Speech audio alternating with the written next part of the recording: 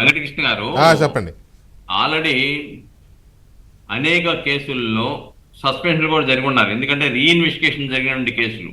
అవును. తెలుగుదేశం పార్టీ కేంద్ర కార్యాలయం మీద దాడి జరగటము, లేకుంటే గన్నవరంలో తెలుగుదేశం పార్టీ కార్యాలయం మీద ఉన్నా కానీ దాడి చేసినా కానీ కేసులు కట్టకుండా నిర్లిప్తతో నిర్లక్ష్యంతో వ్యవహరించిన అధికారుల మీద చర్యలు కానివ్వండి, లేదంటే డోర్ డెలివరీ చేసినటువంటి దళిత యువకులను డోర్ డెలివరీ చేసిన సంఘటనలో చర్యలు ఇన్వెస్టిగేషన్ ప్రాపర్గా చేయకపోవటం లాంటి ఇలాంటి అనేక కేసుల మీద రీఇన్వెస్టిగేషన్ జరుగుతూ ఉంది. ఒకటి.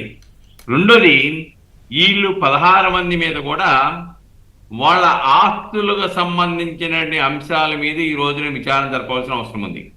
వాళ్ళ బినామీల మీద కానీ, ఆదాయానికి మించి ఆస్తులు ఎంత సమకూర్చుకున్నారు ఈ అక్రమాల ద్వారానే కానివ్వండి, ఇవన్నీ కూడా విచారించి శాఖాపరమైన చర్యల వరకే పరిమితం కాకుండా ఆదాయానికి మించి ఆస్తులు ఉన్నాయని చెప్పేసి నిర్ధారణ అయితే చట్టపరమైన చర్యలు, అలానే తప్పుడు కేసులు పెడితే 211 కింద ఫాల్స్ ఛార్జెస్ కనుక పెడితే ఐపీసీ కింద వాళ్ళని శిక్షించడానికి అవకాశం ఉంది. అలానే ఈ వ్యవస్థలన్నీ కూడా నిర్వీర్యం చేయటమే కాకుండా వ్యవస్థలు నిర్వీర్యం చేసి వాళ్ళు ఇష్టానుసారంగా వ్యవహరించి ప్రజల యొక్క హక్కులను హరించి వేశారు. కాబట్టి వీళ్ళు పాపం ఈ రోజున వైఎస్ఆర్సీపీ వాళ్ళు మీరు చెప్పినట్టుగా బాధపడుతున్నారు. ఆవేదన పాపం ఎవరికైనా కానీ వాళ్ళ పార్టీ క్రియాశీల కార్యకర్తలు ఆవేదన లేకపోతే వీళ్ళని మరింత ముంచేయడానికో వాళ్ళ స్టేట్మెంట్ ఇస్తే వీళ్ళకి బొక్క కదా, అది తెలిసి కూడా ఇచ్చారంటే పాపం ఏ పార్టీ కానీ పాపం వైఎస్ఆర్సీపీ వాళ్ళ కార్యకర్తలను మరి ఈ విధంగా లూప్ లైన్ లో ఉంచడం ద్వారా వాళ్ళని విచారణ జరపడం ద్వారా వాళ్ళ ప్రజల ముందు ఇదిగో మీరు చేసిన నేరాలు ఇవి, విధి నిర్వహణ లోపాలు ఇవి అని చెప్పేసి పెడుతున్నప్పుడు పాపం వాళ్ళకి సహజంగానే బాధ కలగడం వాస్తవం. ఆ విధంగా చెప్పడం ద్వారా ఈ 16 మంది మా క్రియాశీల కార్యకర్తలు అని నిర్ధారించుకున్నారు. వాళ్ళే ప్రజల ముందు చెప్తూ ఉన్నారు. కాబట్టి ఇక్కడ సహజ న్యాయ సూత్రాలకు విరుద్ధమే కాదండి. మీరు చంద్రబాబు నాయుడు గారు స్కిల్ డెవలప్మెంట్ కేసు చూడండి, దాంట్లో వాళ్ళ ఆర్గ్యుమెంట్ చూడండి, కోర్టులో ఏం చేశారు? ఆధారాలు ఇంకా మాకు లభ్యం కాలేదు, ఆధారాల కోసం వెతుకుతున్నాం కాబట్టి బెయిల్ ఇవ్వద్దన్నారు.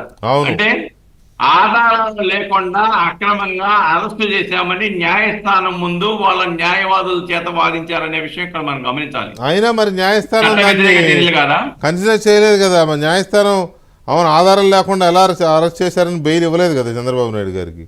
ఇవ్వలేదండి. కాబట్టి అలా చేయడం కూడా డిఫెక్టివ్ ఇన్వెస్టిగేషన్ లో భాగమే.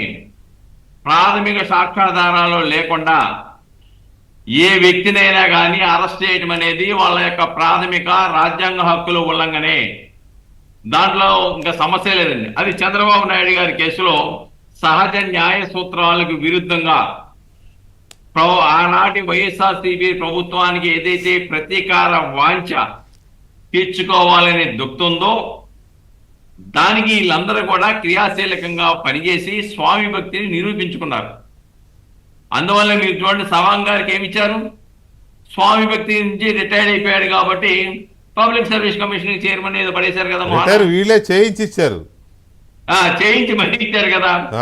కాబట్టి వీళ్ళంతా కూడా మేము ఐపీఎస్లమి, ఆల్ ఇండియా సర్వీస్ కి సంబంధించిన వాళ్ళమి, ఈ రాష్ట్రం కాకపోతే ఇంకో రాష్ట్రంలో మేము పనిచేస్తామనే అభిప్రాయం మర్చిపోయి వాళ్ళ విధుల్ని వాళ్ళ బాధ్యతల్ని మర్చిపోయి ఐపీఎస్ల యొక్క పరువు ప్రతిష్టల్ని భంగం కలిగించారు.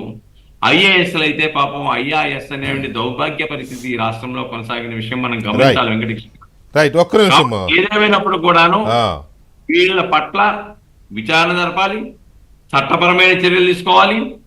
మరొకసారి ఇటువంటి పనులు జరగకుండా విధి నిర్వహణ లోపాలు, చట్ట వ్యతిరేక చర్యలు, రాజ్యాంగ హక్కులు, పౌర హక్కులు ఉల్లంఘించే విధంగా రాజ్యహింసకు పాల్పడ